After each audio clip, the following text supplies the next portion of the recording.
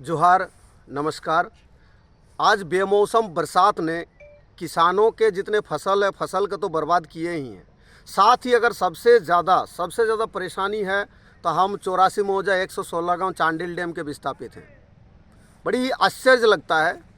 आज हमारे चांडिल डैम का फाटक खोलने को लेकर कल रात से ही मैं लगातार प्रयास कर रहा हूं। इस विषय पर हमारे additional director, chief executive engineer, हमारे सांसद माननीय संजय सेठ जी, हमारे माननीय विधायक सविता मैडम जी, हर जगह पर हमने इस विषय पर बात की है। लेकिन आज अभी तक शाम के 5:30-6 बज रहा है, लेकिन अभी तक डैम का फाटक नहीं खुला है।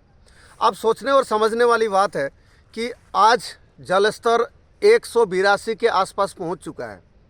182 के आसपास। अब ये लोग क्या करते हैं?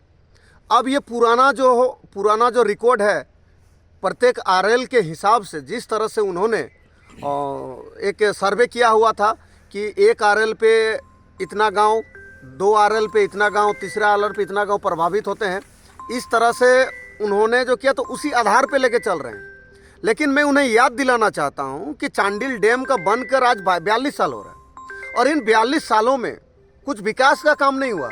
लेकिन जब कभी भी पानी के बहाव हमारे चांडिल डैम के ओर आता है तो सिर्फ पानी के साथ मिट्टी आता है, बालू आता है, पत्थर आता है, कंकड़ आता है, लकड़ियाँ आता है, कई सारा चीज़ आता है और आज वो समतल हो चुका है।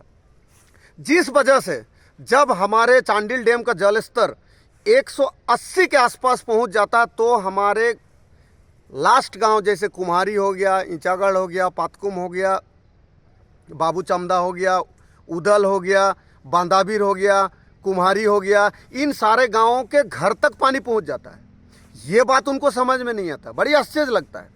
इस विषय पर आज से पहले मैंने कभी नाम लेकर टिप्पणी नहीं किया हमारे माननीय विधायक जी के ऊपर, लेकिन बड़ी दुख लगता है आज माननीय विधायक जी के साथ जब हमारा वार्ता हुआ फ़ोन के माध्यम से तो उन्होंने हमें कहा कि आप सारे विस्थापितों ने राजभवन में जाकर 183 आरएल पर स्वीकृति प्रदान करके आए हैं।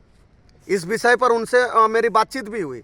मैं उनको बताया नहीं, ये सरासर गलत है। मैं यहाँ तक उनको बताया कि अगर कोई आपको इस तरह का दिग्भ्रमित कर रहा है तो आप हमें लाइन पर लें, हमें बताएं, उसके बाद आगे की बात होगा। अभी मैं तुरंत उनको फ़ोन किया हूँ, 2 मिनट पहले उनको फ़ोन करके बताया कि मैं आपको राजभवन को दिया हुआ मैं आवेदन आपको भेजा हूँ। आप देखिए उसमें साफ तौर पे लिखा हुआ है कि जब तक चांडिल डैम विस्थापितों का संपूर्ण मुआवजा, नियोजन, आपका ज़मीन का समस्या, हर एक चीज़ जब तक पूरा नहीं होता है तब तक आप पानी का जल स्तर 177 आरएल पे रखे।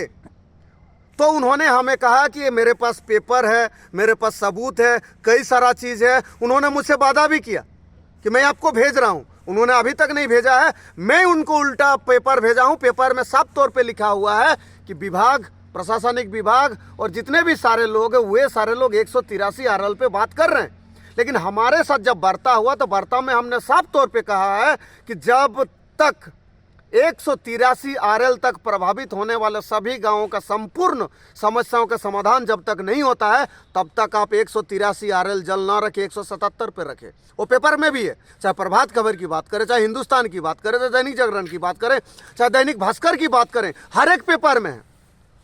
आज मैं विधायक महोदय से मैं बोलना चाहूँगा कि आप अपने निकम्मापन को, आप अपने कमजोरी को, किसी को बदनाम या आंदोलन को बदनाम करने की कोशिश ना करें। सच्चाई है, हम सारे लोग आप पे उम्मीद रखे हैं। आप हमारे विधायक महोदय हैं। आपसे मेरी निवेदन है कि आप बात करें, वार्ता करें। ये जितने भी सारे लग रहे ना, आप ही का जनता है। हम सारे लोगों ने आपको विधानसभा पे भेजा है। आज आपके ही पार्टी जेएमएम जब वोट के लिए यहाँ पर आए थे, उन्होंने साफ तौर पे बताए थे कि सबसे पहला मेरा काम होगा विस्थापित आयोग का गठन करने के बाद जब तक विस्थापितों का संपूर्ण समस्या का समाधान नहीं होता है तब तक आगे दूसरा काम नहीं करेंगे, पहला इसी काम को करेंगे। लेकिन आज सरकार कार्यकाल का कार्य अवधि समाप्त होने के कगार पर है, लेकिन अभी तक दुख की बात है, अभी तक उन्होंने कुछ भी ऐसा काम नहीं किया है।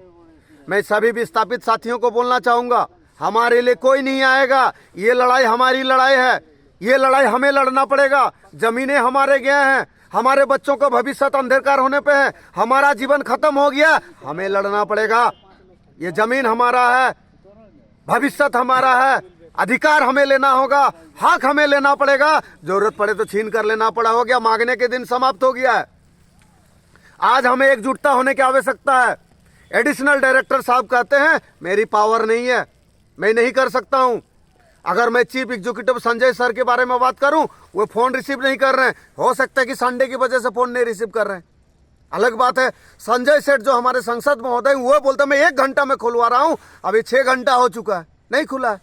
कहीं ना कहीं ये सारे लोग, हम सारे लोगों को पहले की तरह सिर्फ और सिर्फ प्रलोभन, सिर्फ वादा करके हम सारे लोगों को बेवकूफ़ बनाना चाहते हैं। लेकिन नहीं, हम सारे लोग किसी का वक्ती विरोधी नहीं है, और ना ही हम सारे लोग विकास विरोधी हैं। हम सारे लोग अगर परेशान हैं, हम सारे लोग अगर मांगे कर रहे हैं, तो हमारी अपना अधिकार के लिए।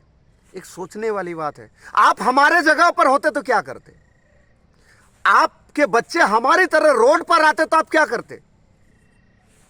आज बेशक आपके लिए राजनीति लगता हो, आज बेशक आपके लिए सिर्फ एक दिखाव का आंदोलन लगता हो, लेकिन कभी हमारे स्तर पर आकर देखिए, कभी हमारे जगह पर आप आकर सोचिए कि कितना दूर, कितना दर्द, कितना तकलीफ, कितना परेशानी, कितने कष्ट के साथ हम सारे जी रहे हैं।